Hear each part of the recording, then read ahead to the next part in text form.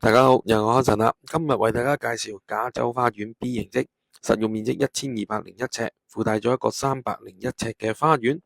咁呢間屋呢，咁佢前面嘅泊車路段呢就比較寬闊，比較好泊車嘅。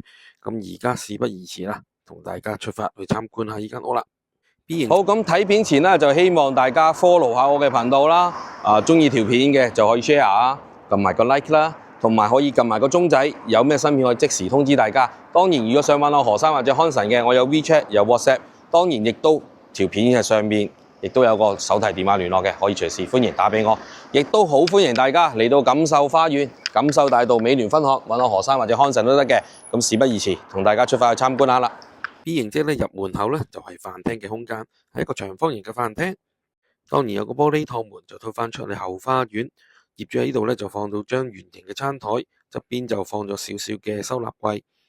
而佢隔籬咧就有一個比較大啲嘅廚房空間，上下兩排當然好多收納櫃位，亦都比較企理。如果需要安裝啲大型嘅雪櫃，咁左邊嘅儲物櫃咧就有機會要改動下啦。花園呢亦都相當企理，亦都有少少嘅園藝設計添。跟住上樓梯咧嚟到一樓，主要嚟講 B 型則咧個一樓客廳空間咧就十分之大啦，好多客人咧都比較中意 B 型則呢個客廳嘅。一嚟咧佢比較方正啦，擺梳化亦都好擺。右手邊挨住牆身咧，業主咧就作為一個電視機牆身，跟住左右兩邊嘅牆身咧都可以擺啲大嘅梳化，中間擺埋茶几，都仲有好多嘅走動空間。今次介紹呢間屋咧係屬於3房1套，門口仲可以泊到3部車。由飯廳上嚟幾級樓梯就嚟到主人套房。主人套房除咗有浴室之外呢，亦都有個細細哋嘅露台空間。主要景觀係望返後花園。入門口嘅左手邊做咗一個入牆嘅大衣櫃，中間就放啲雙人床，做到3邊落床效果。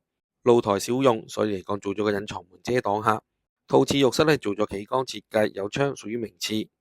再上一層嚟到客房樓層，先睇呢一間客房。中間位置放到雙人床，做到3邊落床效果。入門口嘅左手邊凹位入邊已經可以做咗一個大嘅入牆大衣櫃，右邊牆身仲可以擺啲矮嘅收納櫃作為電視機牆身。跟住佢隔籬就係第二間客房，連接咗一個比較大少少嘅露台空間，同層有個浴室洗手間，亦都係做咗企缸，當然亦都有窗，屬於明廁。而 B 型則呢，淨係得一個大嘅天台嘅啫，望出嘅景觀都唔錯，望到藍天白雲，仲可以望到遠遠嘅山景。如果大家對呢個單位有興趣，記得快啲聯絡康臣啦。多謝晒，拜拜，下次見。